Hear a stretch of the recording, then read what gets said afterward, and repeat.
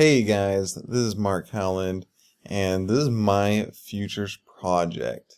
So we're talking about the education and the healthcare systems in Pakistan. And we're going to forecast out and we're going to see kind of where things are at right now, where they've been in the past, but more importantly, what path are we on and where are we going?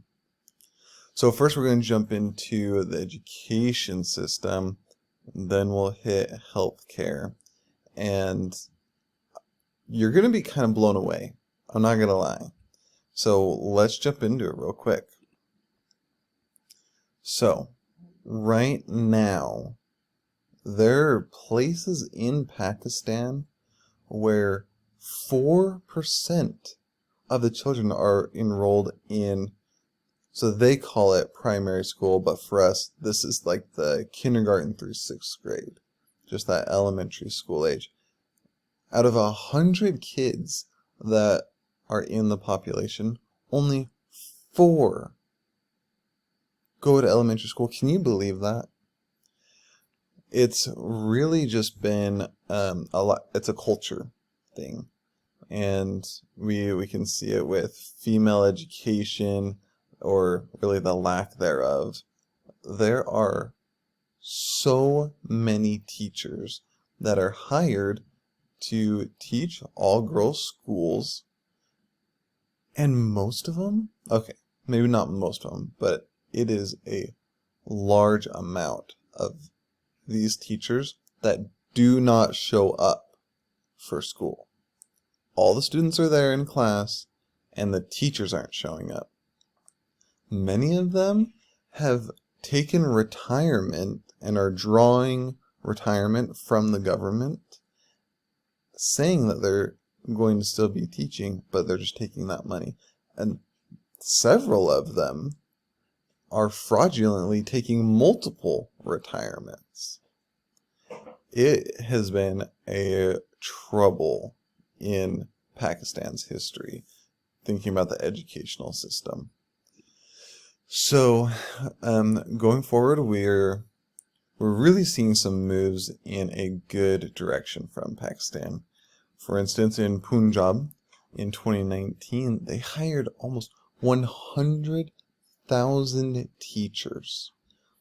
This is an effort to not only provide more education, but replace some of the teachers that are not currently living up to the standards that are expected of them.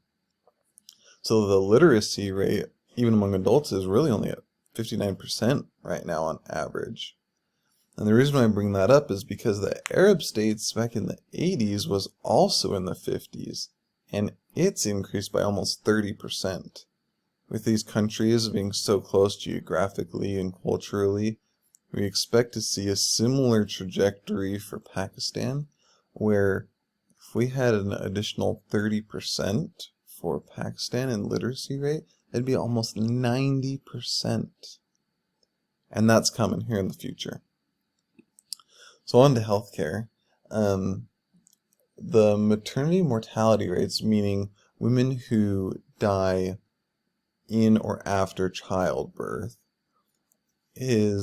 has traditionally been extremely high, upwards of 300 deaths per 100,000.